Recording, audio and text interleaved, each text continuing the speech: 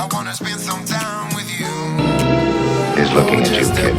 Daddy, I love him! She loves me. I love him, I don't care who knows it. You complete me. The perfect team. Good evening and good vibes, and welcome to the first episode of whatever this is.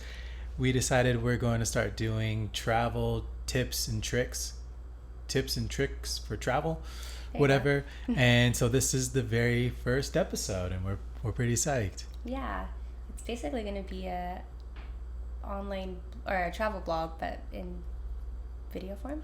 Yeah, to a degree. I mean, we kind of do travel vlogs anyway, but on top of that, specifically to help other travelers give advice and give a little insight on our trips. That's the primary focus of this. Yeah, we'll start it off with Mt Fuji, since Kai just got back from summiting Mt Fuji to celebrate his 30th birthday. Yeah. It was a solo trip. Can you tell us about it? Dude, it was one of the coolest whirlwinds I've experienced. It was a grand total of barely 3 days. Dang. Because I arrived on the 2nd in the afternoon and I left on the 5th in the afternoon. So I have the 2nd, the 3rd, the 4th, and the 5th that I was out there. I left out of my favorite airport, Portland, and landed in Narita, commuted out to Fuji Station where I stayed overnight on the 2nd, woke up the morning of the 3rd, pushed for my hut that was somewhere around 3,000 meters above sea level, and then woke up at about 1 in the morning, pushed for summit to see the sunrise. Wow. Dude, it was unreal. So it was special. so epic. I actually had bought a Blue Star donut in the Portland airport, and it ended up becoming my birthday cake. And then hiked the crater of Mount Fuji, took the descending trail down, caught a bus back to Fuji Station, connected on to Tokyo Station, stayed in Tokyo for one night, and then the morning of the 5th basically was me collecting myself and getting ready to fly out the afternoon of the 5th, and then came home. You came, you conquered, and you left. Exactly. Yeah. I definitely had a vision for the trip, and things don't always go exactly as planned, and especially when you don't have a plan, but this was about as seamless of a trip as you could imagine. Oh, that's so cool. Dang. How long did it take you to summit from, I guess, wherever your hut was? Yeah, from the hut, which was about 3,000 meters up, I think I hope this doesn't sound elitist, but if it were just me on the mountain, I could have probably crushed it out in about 35 to 40 minutes. Right. There were a lot of people on the trails, a lot of guided tours between me and the summit, so it ended up taking close to about an hour, maybe an hour 10. Will definitely slow you down there. Yeah. Any type of tourist things going on. And you know me, of course, I was stopping to shoot a couple of photos, some time lapses. So I guess I should have asked this question first. Then, how long did it take you to get to your hut from the beginning point? My beginning point. So I started at 5th Station. There's two different ways to do Mount Fuji. I guess there's three. There's the primary trail that I did that's pretty well traveled, and that starts at 5th Station, which is, oh man, I wish I remember the elevation on that, but it cuts out a huge chunk of the time. Right. You take a bus or you drive up to 5th Station, and then you start the trail from there. But you can also obviously start at the base of the mountain and hike all the way up to the summit. So from 5th Station to my hut, that took about, I think it was just at 3 hours. Okay. I think it was 2 hours and 38 minutes, somewhere right around that ballpark. Nice. Pretty cruiser. I thought it was very easy, and everybody who'd done it before me told me that it's just a matter of just endurance, just one foot in front of the other. It's steep at some points. You got some really light scramble in there, which you can make it a little more strenuous if you want to. But it was, I would say overall, it's a really cruiser, just long, enduring hike. Yeah, and then how did you dress for the hike? Because it's end of season. Yeah. But I know it's hot in Japan right now. Yeah, but so the majority of Japan is really toasty right now, but just like most mountains, once you start gaining some elevation, it gets a little bit colder. Oh yeah, that's But true. True to form, I packed really light, and I had a pair of hiking pants, a really rad birthday t-shirt that you got me. Yeah. I brought a rain layer, a light parka, beanie and gloves, and that was it. And I didn't touch the jacket or parka, or I'm sorry, I didn't touch the down or the rain layer until the next day when I was getting ready to leave the hut early in the morning. Oh yeah, that makes But on sense. on the hike itself, I was pants and t-shirt the whole way until the hut. When you got to the top, was there any snow? No snow, Oh, okay. sadly. Yeah, I'm itching for snowboarding season to start, but Yeah. it rained twice while I was there. Mm-hmm. First when I just got to the hut, and then again lightly in the morning, briefly. So, I mean, for all I know, it might have been the same continuous rain because I woke up pretty early, 1 o'clock in the morning. But, yeah, no snow yet. Dang, that's okay. Wait, so how was the sleeping situation at the hut? It's like it's your typical type of hostel in Japan? No. What is This the is word I'm thinking very of? different. Yeah, the capsules. Capsules, Yeah, most hostels that you stay in Japan offer a pretty strong amount of privacy. Yeah. Which is why Japan has my favorite hostel life. Their but hostels are great. I agree. And but the ones the hut that I stayed in near the summit was actually just one long continuous bunk on top of another long continuous bunk, and all people that were staying actually slept shoulder to shoulder. Ooh. Yeah, it was pretty cram packed in there. Is it weird? It wasn't so much weird as it was awkward, and the awkward moments weren't because of the fact you were sleeping next to strangers. It was awkward in just body positioning, because if you moved, the person next to you felt it, and vice versa, and it also would cause this weird ripple effect you would see where one person would in their sleep adjust themselves, Right. and then the person next to them would be disturbed, so they adjust, and then you just watch all the bodies move till it gets to the end, and then 5 minutes later it happens all over again. Yeah. But again, you're there to summit the hike, so You're it's there just like in and out, and you're waking up really early anyways. Exactly. And then, so did you just pack all your food for the hike, or So snacks? no, I'm pretty weird when it comes to like outdoor activities. For the most part, Yeah, 'cause you just don't eat. Yeah, I don't really eat. So I just had one big breakfast, and then I pushed until I got to the top. The only exception is I stopped to buy a Snickers. So with that being said, the trail is so well traveled that at each of these hut stations you can stop and buy a cup of noodles, cup Oh, of coffee, Snickers. A lot of them were even offering beer on the way up. So Nice. you definitely don't feel like you're remote or like you have no chance of survival if you didn't pack your Right. meals for the duration of the Because hike. did the hut have any food? Yes, actually included in my stay, I purchased 2 meals, which was I was served curry for dinner. And Curry. yeah, and at dinner they also gave you a bento box for breakfast if you cool. purchased it.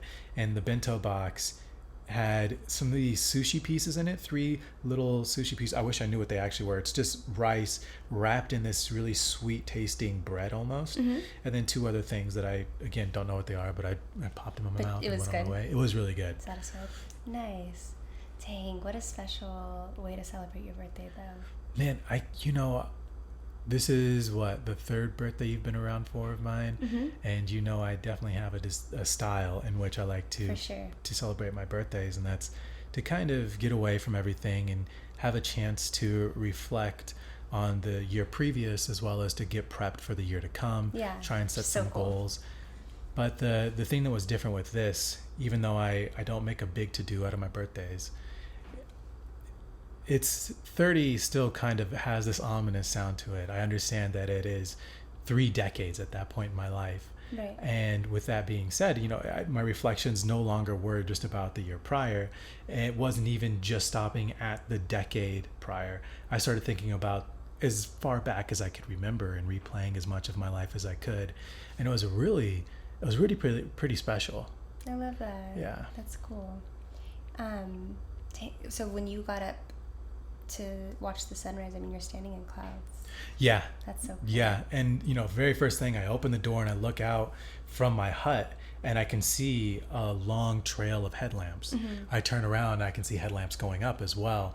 And everything else is dark. You can see city lights, headlamps, a few stars, and then this blanket of clouds. Wow. And at that point, if you look on most websites online, it says that the sunrise can be enjoyed from basically 6th station on, and my hut was at the 8th station. Oh, so cool. it was I could have very well just hung out there and seen the sunrise. Yeah. Would you do it again? I would definitely do Fuji again. There's a whole nother trail system that I didn't do, and I guess on the other side of that, most bus systems or transit systems are set up to take you to Osaka. At least that's what I was told while I was on the mountain. I'm really unfamiliar. Right. But I would like to do the other trail system, but I would also like to start from the base and hike up to 5th Station, then continue on to Summit. Very bottom tip top. Yeah, so you feel like you really got the full Yeah. squeeze out of that lemon. That's so cool. Was it expensive, would you say? I guess, how much was the whole trip in total, since you were only there for 2 full days? Yeah. 4 days including travel. Yeah. What do you think? What do you think I spent? Ballpark it. I feel like not that much, since it was just a short amount of time. And how much was the hut? The hut was 78 yen, so it's about 75 US. And then you stayed in a hostel the first night you got in. Yep. So my guess is right under or right over 300. Whoa! Wow, that's impressive, dude. I've got the complete breakdown right here. So for airfare, it was $50 round trip. For food, the grand total with all the Lawsons that I hit was $86.43. For housing, I spent $118. Okay. For transit, buses, trains, that was $99.02, and the grand total was $354.38. Oh, okay. But then I also had the Blue Star donut that I didn't factor in until afterwards, so Oh, yeah. $358. But yeah, right under. And that was I always try and pace out about $100 a day when I go abroad, and I feel like it's a very comfortable number for me.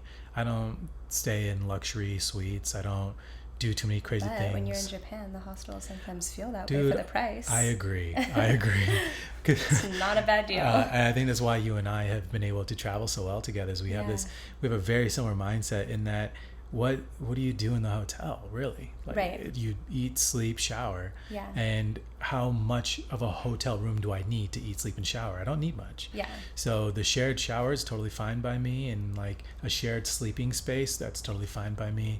And yeah, the cost of the hut was the most expensive, and you kind of understand why, with them having to haul up all of the food and the bedding, and to have the entire thing run off of generators. So again, that one was 75 US. The 2 hostels I stayed at, one was $20, the other one was $21. So crazy. Yeah, and even then, one of It's those, like a glass of wine at some restaurants. yeah. Oh, yeah. True enough. And even those both included breakfast, so that's another meal that I didn't have to pay for. Nice. And yeah, I think next time, if I were to do it again, I could probably even cut down on the hut cost, because I would try and push up just in time for sunrise and do it all in one movement, and then hike down the same day, and then I wouldn't have to stay on the mountain. Cool. What was your favorite part? Oh man. What's your Dude, favorite moment, the most special moment? yeah. I remember the joy I felt stepping off the bus and being at Tokyo Station again. Of course. Because I just, there's something about Japan that really radiates with me. Of course. But I would I cannot stop thinking about seeing that sunrise. Yeah. It was pretty cold up there, and I remember starting to build this wind wall out of this volcanic rock, and at one point turning around and starting to see the orange break through the clouds, and then just realizing like, oh, the show's about to happen. Like here it comes. And I've got the 2 cameras going. I've got one that I'm trying to do time lapses with. I got the other one that I'm actually taking pictures with. And then at one point I remember birthday donut, and I break out my Blue Star donut and I'm eating it, and I have this scene, and I've got people surrounded by me that put in the same effort to get up there. And it's a very surreal moment. It was so cool, especially because Mount Fuji is something, you hear about it, you see it all the time. And even the last time we were there and leaving and looking back and seeing Mount Fuji from the plane window, and now being able to see that same mountain and think, I've been on top of that. It's pretty cool. That's cool. Does it make your top 10 as far as destinations / adventures you've been on? And it's definitely going to be one of the most memorable trips I'll ever go on. And it'll also be definitely top 5 sunrises I've ever had in my life. Yeah, I'll go ahead and put it on my top 10. That's cool. I couldn't tell you exactly where it falls on my top 10, but I would say it makes my top 10. So then if any of our friends or somebody came to you for advice for Fuji, what advice would you give them? Okay, quickly, bring a water bladder.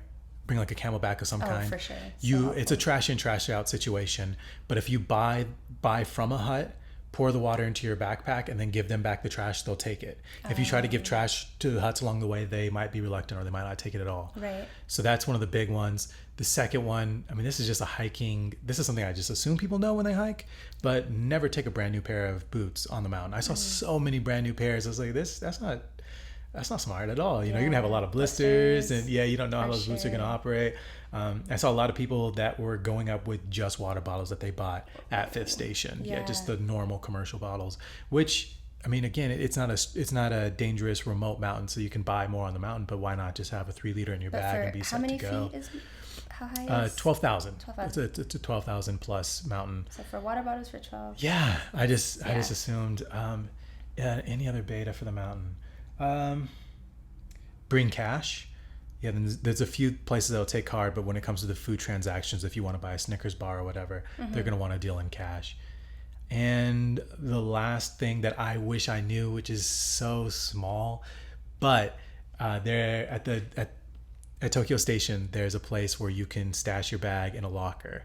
I left mine at the hostel, so when I finished the hike, I had to go back to the hostel to get it to come back to Fuji Station to catch a bus to go to Tokyo. Had I noticed the lockers, I would have just left it there, gone up the mountain, come down, got it, and then caught a bus. Right. But that's it, for sure. Oh, and then you did mention that to me earlier, that there was a bus that was overbooked. Yeah. So you weren't able to do that. Yeah. It might have been a little easier. Yeah, it would have just made it more convenient. There are buses that run Narita to Fuji Station nonstop, direct. I had to transfer buses, but that's because you know me. Yeah. Waited till the last second to book this trip. Your ticket in advance. Do it in advance, and if you're planning far enough ahead, just go ahead and book your bus ahead of time, get your hut ahead of time, and then start looking for hostels as well. Wow, that's so cool. I'm so glad you got to experience that. Thanks, Chica. So if there's any questions that Shell didn't ask that you have, please feel free to send it our way, and hopefully we can get it answered or point you in the direction of somewhere to get that information. Yeah, definitely. Kai's got lots of answers and good beta, and I think that's it. That's it, yeah. Nice. First episode, done. Yay! But if anybody wants to hear a joke from me...